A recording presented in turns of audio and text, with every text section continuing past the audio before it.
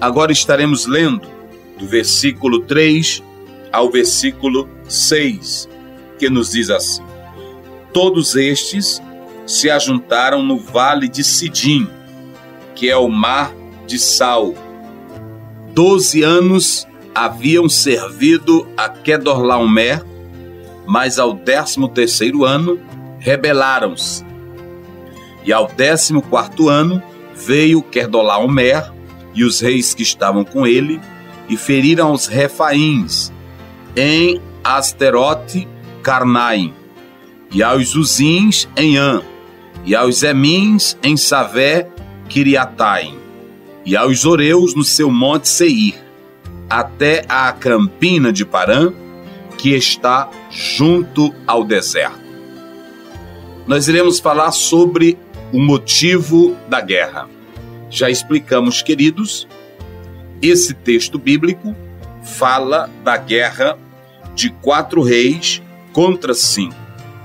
Nós podemos entender que há um motivo para essa batalha. E isto aconteceu, sim, pelo fato de alguns reis não quererem mais estar sob o controle dos reis do Oriente. É por isso que vai se dar essa guerra. Nós podemos analisar que 5 reis não querem mais submeter-se ao poder, à soberania do grande rei Quedorlaomer, de modo que essa guerra ela vai surgir talvez pela quebra de uma aliança, por não pagamento de uma determinada cota que era exigida, e aí sucede-se, e aí dá-se início a essa grande batalha. Nós temos aí no texto, lendo do versículo 3 até o versículo 6, a expressão no vale de Sidim.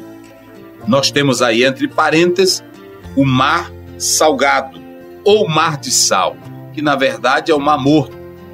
Esse Mar Morto tem seu comprimento de 76 quilômetros por 15 de largura. Ele está abaixo do Mediterrâneo, 397 metros. E sua profundidade é de aproximadamente 398 metros. Os especialistas afirmam que o Mar Morto tem as águas mais baixas do mundo. Sua salinidade é muito mais pastosa do que qualquer outra água de um mar salgado. Na análise feita por cientistas, afirma-se que na destruição de Sodoma e Gomorra, suas ruínas ficaram submersas nas águas do extremo sul do Mar Morto. Pela leitura que se faz dos versículos 5 e 6, você, caro ouvinte, pode perceber que esses reis não somente lutaram contra essas nações, mas com outras que ficavam em suas fronteiras.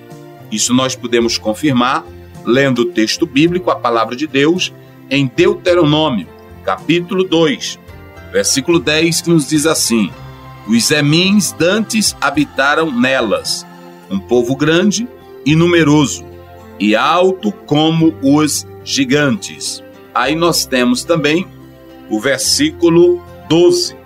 Você pode atentar bem para a palavra de Deus e ver o que diz esse texto. Olha aí. Dantes, os Oreus também habitaram em Seir. Porém os filhos de Esaú os lançaram fora e os destruíram de diante de si, e habitaram no seu lugar, assim como Israel fez à terra da sua herança, que o Senhor lhes tinha dado. Versículo 20. Também esta foi contada por terra de gigantes.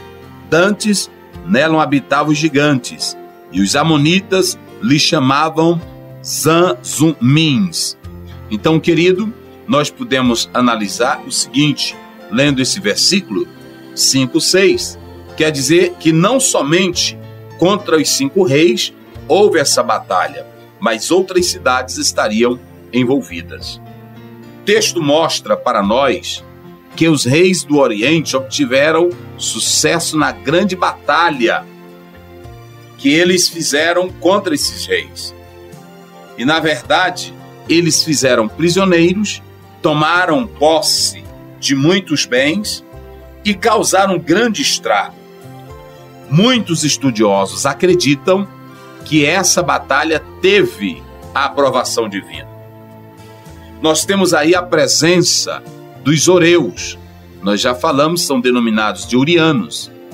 Esses horeus, eles não eram semíticos, mas muitos arqueólogos, através das inscrições em Nuzu, descobriram muitas coisas sobre os horeus ou urianos. Dentre essas coisas, está em destaque a rivalidade que sucedia entre os horeus e os hititas e também os sumérios.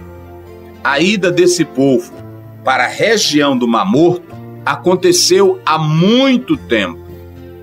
Isso nós podemos confirmar a palavra de Deus, como já lemos em Deuteronômio capítulo 2. E quando eles foram para lá, posteriormente, conforme 2:22, esse povo foi expulso pelos da família de Esaú.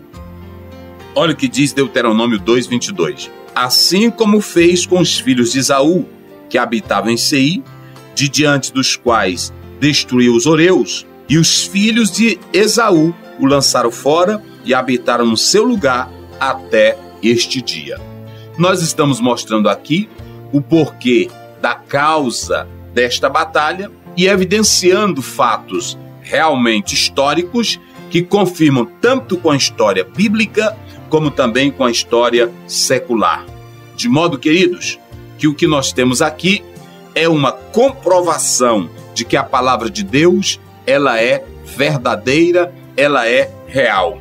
É bom dizer e é bom você entender, querido ouvinte, que a Bíblia, ela não foi escrita para provar ciência. A Bíblia, ela não foi escrita para tratar de história. Em sua formação, esses assuntos podem surgir, podem emanar do conteúdo bíblico, mas não é esse o alvo da Bíblia. Do capítulo 1 até o último capítulo do Apocalipse, ou seja, de Gênesis ao Apocalipse, a ênfase da Bíblia é cumprir-se Gênesis 3:15. Da semente da mulher nascerá um que esmagará a cabeça da serpente. Ou seja, o fio condutor das Escrituras é evidenciar Jesus Cristo como Filho de Deus. É tão tal que nós temos o idioma grego no qual a Bíblia ou o Novo Testamento foi escrito, que é para todos. E quando você lê Gênesis 1, no princípio criou Deus os céus e a terra, a Bíblia não começa com suposições científicas. A Bíblia não começa com teoria quântica.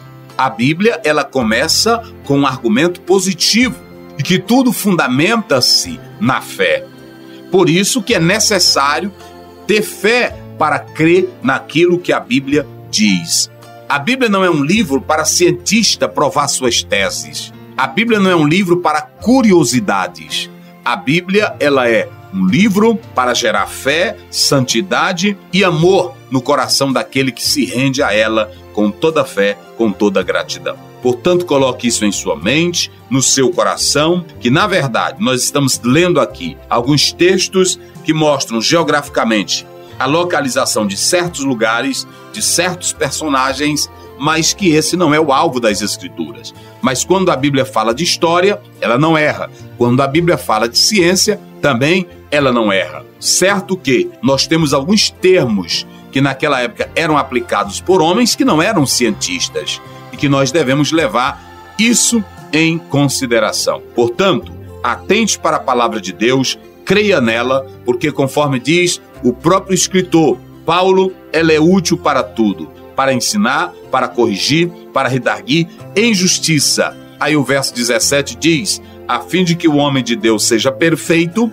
e perfeitamente habilitado para toda boa obra. Coloque essa palavra no seu coração e você vai crer que assim como Deus abençoou Abrão, ele vai abençoar a sua vida em nome de Jesus. Amém.